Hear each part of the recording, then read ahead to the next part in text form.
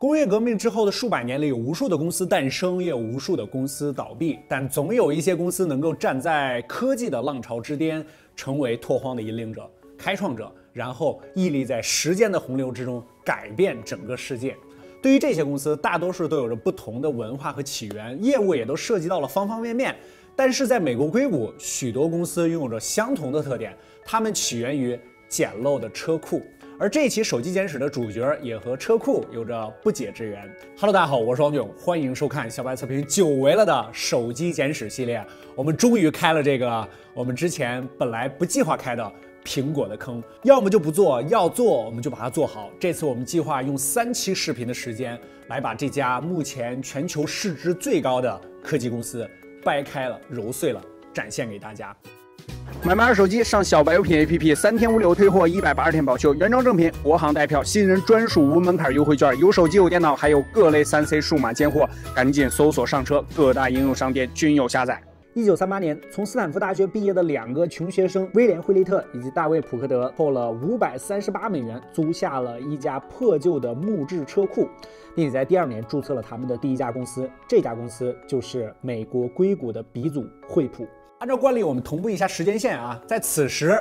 距离新中国的建立还有11年。17年后的2月24号，在旧金山的一家私人诊所里，一位23岁未婚的母亲生下了一个男婴，但未婚有子，这个孩子名不正言不顺，这位母亲的家庭无法接受，这位母亲只得选择把孩子送人。在医生的帮助下，这位男孩被保罗和克拉拉夫妇秘密的收养了，并起名 Steven 保罗乔布斯。而另外一个故事的开头发生在这一年的10月28日，西雅图的一家医院里诞生了另外一个男婴，他的父母为他起名威廉·亨利·盖茨3世，简称比尔·盖茨。乔布斯和盖茨的出身决然不同，相比于乔布斯，盖茨可以说是含着金汤匙的孩子，但或许是缘分，或者是眼光，这2个同年出生的孩子最终成为了朋友和冤家。这个故事我们后面再聊。乔布斯10岁的时候，惠普已经成为了拥有近1万员工的大公司，是一家每一位工程师都梦寐以求的一流企业。而乔布斯家隔着7户人家的一位邻居，正是惠普的一位工程师。这位工程师满足了乔布斯对于这个职位的幻想，铁杆电子迷，拥有着超强的动手能力，也经常在车库鼓捣一些有趣的东西，而乔布斯就成为了他家车库的常客。随后，这位工程师又邀请了乔布斯加入惠普探索者俱乐部，每周2的晚上会有一群学生坐在惠普公司的餐厅，听不同的工程师讲他们正在研究的东西。俱乐部也鼓励学生做自己的一些项目。1967年的一天，已经54岁的惠普 CEO 惠利特接到了一个电话，一位12岁的小男孩直白地表示需要一些电子零件完成自己的项目。20分钟之后，这位小男孩不仅得到了零件，还得到了一份工作，他就是乔布斯。随后的时间，乔布斯断断续续地在惠普实习了很久。12岁，想想你自己12岁在干什么？我12岁的时候，我已经忘记了。3年后的秋天，在高中同学费尔南德斯的车库里，史蒂夫认识了一位名为沃兹尼亚克的挚友，而这次会面也成为了惠利特走进普克德车库32年之后，也就是惠普创立最重要的一次车库会面。自此，距离创办苹果还有6年。我们再来同步一下时间线啊，这一年对于国内的科技也是尤为值得纪念的一年，因为在4月24日，中国长征1号运载火箭发射成功，将中国的第一颗人造卫星东方红1号送入了太空，开启了中国探索星辰大海的梦想。之后的2年，乔布斯在雅达利找到了一份工作，而沃茨进入了惠普。这里还有一个很有趣的故事啊，就是乔布斯第2次入职雅达利的时候，雅达利的创始人布什内尔给他了一个项目，开发单机版的打砖块。在当时啊，开发游戏就需要开发的硬件，而一款游戏大多需要150个芯片左右啊，这是非常高的成本了。所以布什内尔给乔布斯了一些额外的规定，如果他使用的芯片能够少于50个，就可以拿到700美元的奖金。哇，那个年代700美元一笔巨款啊！用的芯片越少，还可以获得额外的奖金。在当时，乔布斯的水平其实并不算突出，所以他找到了他的挚友沃茨。乔布斯告诉沃茨，如果他能够在4天之内使用少量的芯片完成，就平分700美元的收入。在乔布斯的诱骗之下不眠不休的4天之后，沃茨真的做出来了，并且只用了45个芯片。而讽刺的是，由于沃茨的设计太过简化，以至于雅达利的工程师根本无法理解并且量产，最终上市的版本使用了另外一个100多个芯片的版本。但这个故事变得复杂了起来，沃茨茨确实如约拿到了350美元的报酬，但是对于奖金的事儿一无所知。多年之后，沃茨通过杂志才知道了这件事儿，他感觉受到了欺骗，但是乔布斯否认了这个事儿。在不同的资料之中，这个故事的结局和细节也不尽相同，奖金从1000到5000美元不等。不过直到现在，这个故事的真实性已经并不重要了，重要的是乔布斯从这里复杂或者有一点狡诈，或者你可以说他有一点点不择手段的一面有点暴露出来了，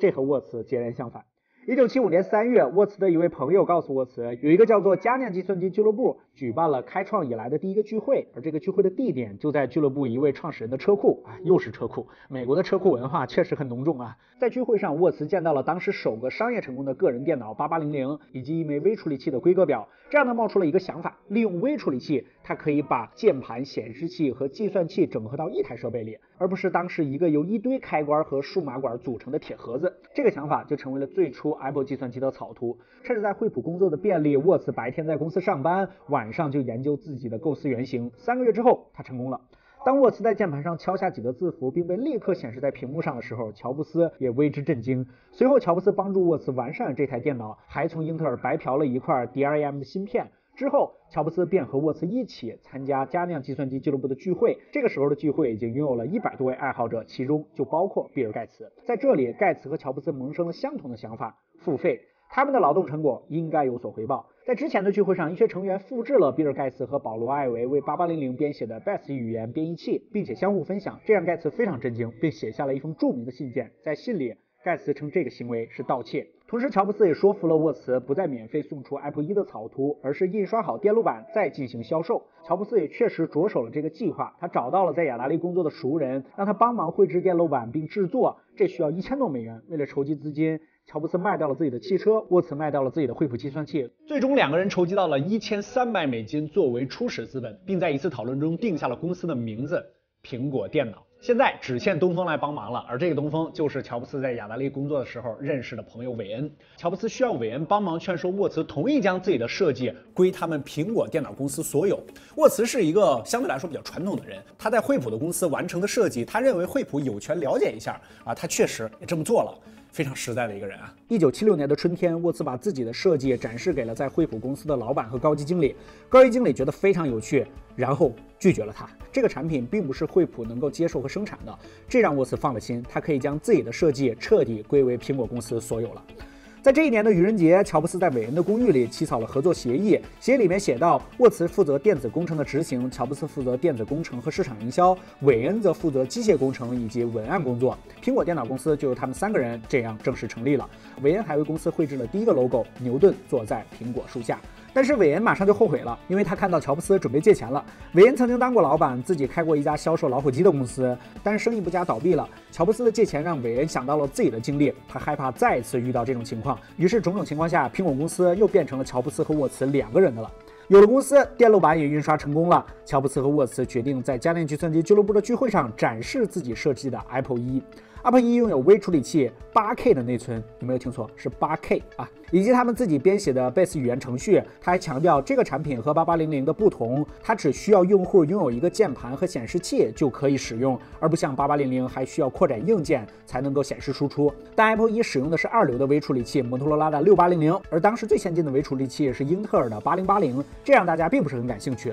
除了一个人，保罗·特雷尔，他经营着自己的电脑店。保罗·特雷尔告诉了乔布斯一个可能改变他的想法，人们更想买组装好的电脑，而不是一块印刷电路板。特雷尔告诉乔布斯，他愿意以500美元订购50台电脑，组装好的那种，货到付款。这就成为了苹果公司的第一笔订单。为了完成这笔订单，乔布斯还霸占了家里的车库以及厨房和空卧室。乔布斯一家和沃茨的几个朋友就这样完成了第一笔订单的组装，并且真正的盈利了。虽然他们交给了特雷尔只是装订好的主板，并不包括显示器和键盘，沃茨并没有休息，他马上进入 Apple 2的研发。但问题也马上来了，在这一年首届个人电脑节上 ，Apple 1被 SOL20 打败。SOL20 拥有更加精致的外观，并且自带键盘，这个看起来更加成熟。相比之下 ，Apple 1就更像是一个简陋的玩具啊！即便 Apple 1在功能上远超对手，这让乔布斯明白了特雷尔的话：人们更想购买组装好的电脑，到手即用，而不是一堆零件还需要自己了解什么变压器怎么工作。这样乔布斯决定彻底改变 Apple 2，而第一步就是为这个电脑做一个盒子。在一次家电计算机俱乐部的聚会上，乔布斯邀请了一名当地的顾问帮忙设计制造。几个星期之后，发泡成型的塑料箱成为了我们现在看到的 Apple 2的外壳。这个概念可以说延续在之后所有苹果产品的设计理念上。而随后，苹果又解决了电源的问题。他不喜欢当时传统电源的风扇，他觉得这种噪音让人分神。在雅达利的管理为乔布斯引荐了罗德·霍尔特，他设计了一个开关电源，不仅缩小了电源的体积，还极大的减少了发热。随后，他加入了苹果，成为了全职员工。问题最终又回到了金钱上面，苹果公司没有钱把 Apple 2代量产了，他们需要投资。雅达利的创始人帮助了乔布斯，介绍了一个人给他，这个就是现在大名鼎鼎的红杉资本的创始人瓦伦丁。瓦伦丁同意了但是要求乔布斯提供商业计划书。但是乔布斯在这方面却一窍不通瓦伦丁就又推荐了3个人选感觉如有神助他。最终被乔布斯选中的人呢，就是马库拉。这个时候的马库拉其实已经退休了这个人曾经就职在仙童半导体和英特尔，他并不缺钱，他同意帮助乔布斯，其实是他确实被苹果2所吸引了。最终，马库拉帮助乔布斯完成了商业计划书，并且成为了1/3股份的合伙人，而他也为公司提供了25万美金的信用贷款。在马库拉的家里，3人共同签署了协议。1977年的1月3日，苹果公司正式注册为苹果电脑有限公司。这一年的4月 ，Apple 2在首届西海岸电脑展览会发布，而 logo 也换成了我们相对熟悉一些的被咬了一口的6彩苹果。还有个细节值得一提，就是这个电脑展览会的举办者正是家电计算机俱乐部的一位核心成员。直到现在，苹果才算是一家真正的公司了。于是他们搬出了乔布斯家里的车库，租下了第一间办公室。而在这一年，苹果2销售了2500台，随后又推出了近10款不同版本的 Apple 2，直到1993年为止 ，Apple 2系列估计生产了近600万台。当然，这是后话了。同样是1977年4月23日，国内程锦松和他的团队成功的研发了中国第一台微型计算机 DGS 050，这个名字大家很少听到这个地点非常有意思，它不是北京，也不是深圳，也不是广州，是在合肥的稻香楼宾馆。来自全国各地的300多名专家共同见证了这一刻。随后的10月21日，中国恢复了中断10年的高考。在1个月之后，有570万不同年龄的国人参加了考试。虽然只录取了不到30万人，但是这让更多的人拿起了书本和求知的欲望。随后的1978年，中国迎来了改革开放，东方的这个巨人觉醒了。时间来到了1980年看视频的90%的小伙伴应该都还没出生Apple 2虽然依旧热销，但是乔布斯并不满足，需要新的产品了。于是赶鸭子上架的 Apple 3出现了。在设计之初，乔布斯就定死了机箱的尺寸和形状，并且严禁修改。同时，由于乔布斯的一些过度要求， Apple 3上还取消了散热风扇。最终 Apple 3产品极易因为过热而宕机，表现极不稳定。苹果公司不得不回收了发售的首批 Apple 3，这也让 Apple 3备受冷落。整个生涯只生产了9万台，还不及上一代销售的零头。随后，苹果公司又设计了一台全新的电脑，代号丽莎。在《乔布斯传》这本书里乔布斯自白地告诉作者，这就是他女儿的名字，或者是处于内疚的命名乔布斯在23岁的时候得到了属于他自己的女儿，虽然乔布斯当时并不承认。乔布斯出生的那一年，他的母亲正好也是23岁。当然，这就是另外一个故事了丽莎其实是一个颇有远见的电脑，因为在研发的过程之中，乔布斯接触到了施乐公司的帕洛奥图研究中心，在那里乔布斯见到了实验性电脑 Ito， 世界上第一台图形界面的电脑。在这台电脑上，功能不再是一行行代码，而是一个个图形。乔布斯马上决定将这种设计应用在苹果公司的产品上，并且挖走了施乐的一些员工。而乔布斯并没有预料到公司正在酝酿的变化。1980年，苹果公司内部进行了秘密重组，乔布斯不仅失去了对丽莎项目的管理权，还被解除了研发部的副总裁职务，只担任董事会的非执行董事。换句话说，乔布斯变成了一个形象代言人，或者说吉祥物，决定另起炉灶，组建一个自己的团队。而在这一年的12月12日，苹果公司正式上市。25岁的乔布斯和4岁的苹果公司达到了他生命中的一个巅峰，但是丽莎失败了。这台划时代的电脑在1983年1月以9995美元的身价初次露面。1983年1万美元，我天，这是什么概念？这个价格在国内真的可以盖好多房子了。然后就因为它高昂的价格和缺乏软件，在1986年停产，而未被出售的存货被埋在了犹他州的垃圾堆填埋区。不过这一切的一切都没有关系 ，Apple 3和丽莎的失败并没有阻止苹果，因为麦克来了。